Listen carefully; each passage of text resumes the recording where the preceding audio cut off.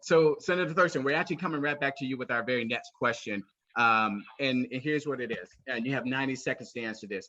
As a Muslim civic engagement organization, can you tell us about your level of engagement with our community? And then also how you plan to address some of the concerns that's from our that's coming up from our community when you're in office. You have 90 seconds, and the floor is yours. Go ahead. Well, I think that my level of engagement has not been directly with the community. I've certainly visited your religious facilities. I have an intern that works with our office who is she's Sudanese, and her name is Rahim Hassan. So I have interactions constantly with individuals who are attorneys, who are of your religion. And I think that when we interact by trying to treat everybody fairly and being respectful of all. You know, I was very involved with some of the issues that happened after September 11th. I know what it's like to have people look at you and judge you, your whole community, just because of a few bad apples or because something happened that you have nothing to do with. So I participated when your community was being attacked to make sure that we know that that's inappropriate, and that when we have domestic terrorism, we don't look at everybody who happens to be white and think that they're criminals or that they had something to do with it. And likewise, when your community may have one or two bad apples, everybody in the community should not be castigated. So what I've done is work hand in hand to make sure that everyone is treated fairly.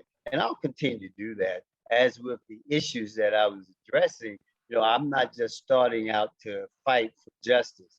I've done this and I'll continue to. Awesome. Thank you once again for your time. And next up with the same question to Commissioner Sharif. Let me know if you need me to repeat the question for you. Nope, we'll be here all night. Go Good. right ahead. Okay. So first, let me just say that it's been a privilege to work with our Muslim community. I've worked with the Muslim Student Association. I sponsored scholarships under my father's name, the late James Muhammad Sharif. I've also sponsored community events and supported student activities, as well as I worked with Friends of Humanity International to give out supplies, to support vaccine initiatives and education within our community. I am currently working with Sister Ghani and others within the South Florida Muslim Association to get Eid al-Hadar and Eid al-Fatah recognized as holidays off in the Broward County school system. And I also passed a resolution to support education within our school system on the Muslim curriculum, Muslim culture, and exactly what that means in our community, as well as understanding all of the holidays and celebrations within the Muslim community. I have just been extremely blessed to be able to visit all mosques within Broward and Palm Beach County. We talked about voter drives. We have met on Ramadan and broke fast and celebrated together.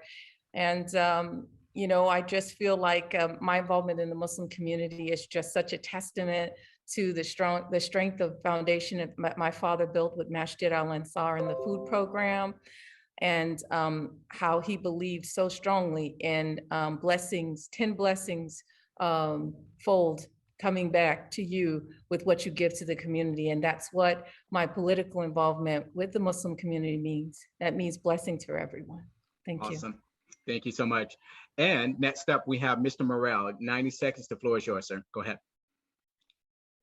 I may be one of the few ministers who, prior to the pandemic, regularly would visit a mosque, would worship with Muslims here in Palm Beach County since 9/11.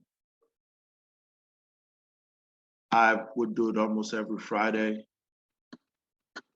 because One thing that I am is a student of history.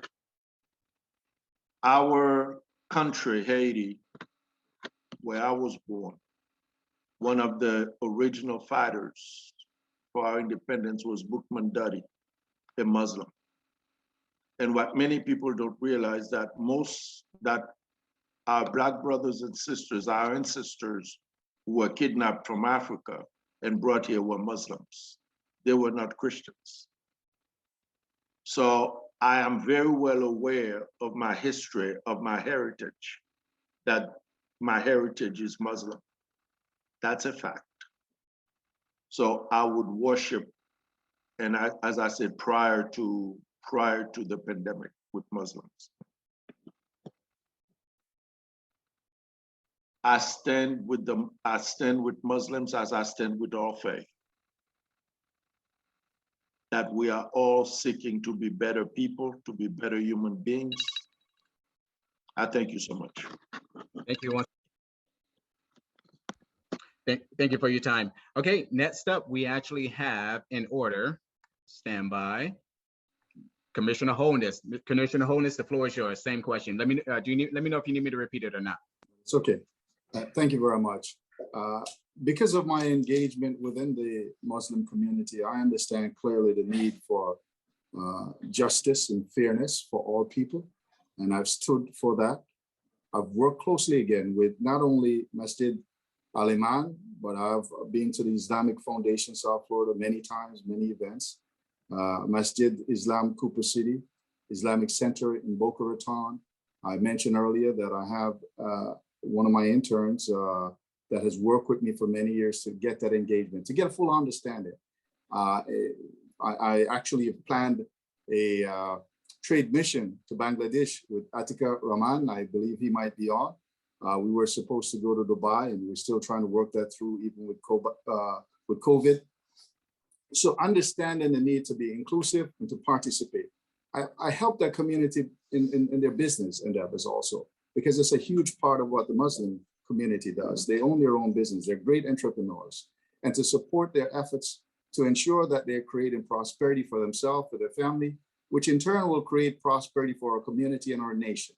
It's a big part of what I believe we need to look to do as we go forward in engagement and engaging the Muslim community, so that we can support their efforts to grow their business, to build strong family ties, and to create justice and fairness. We should reform our criminal justice system. We ought not tolerate profiling.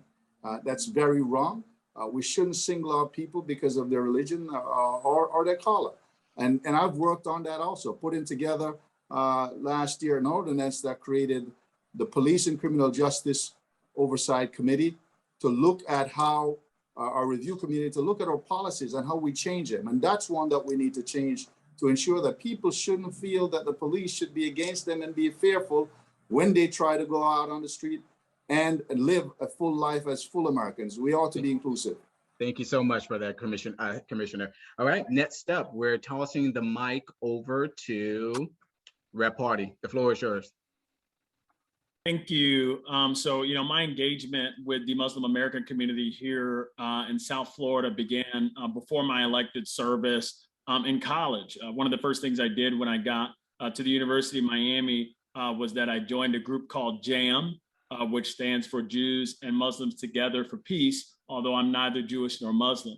But it really was about my interest and desire in bringing folks from different backgrounds together to work in a constructive way and to build bridges of understanding between folks from different communities. And it also spoke to my interest in peace in the Middle East, and of course, peace specifically in Palestine and in Israel. And after college, moving to Lake Worth, we have a very robust interfaith network that Mr. Morell is very familiar with. And that continued with me, again, continuing to worship with my brothers and sisters of the Muslim faith, breaking fast with them during Ramadan, so on and so forth. And so my engagement has been very strong, and it's been very centered in bringing folks together from different faiths, different backgrounds, to try to work towards positive solutions to some of the things that we see happening, not just in American society, but of course, throughout the world. And in addition to that, I would be remiss if we didn't know that many Muslim Americans are from the Asian community, right? And so when we work together, with the Stop Asian, with the Stop Asian Hate movement, we're also working together with the Muslim community because, of course, we have many Bangladeshis and so on and so forth. Yep, that is, my engagement with the Muslim American community here. It will continue if I'm fortunate enough to represent this district in the United States Congress. Awesome. Thank you so very much. Representative Bowles, the floor is yours, sir.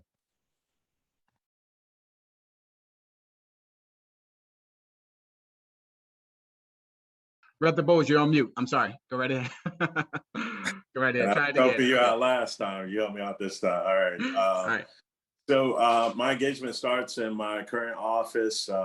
My aide is Muslim American, is Nazmi Chowdhury.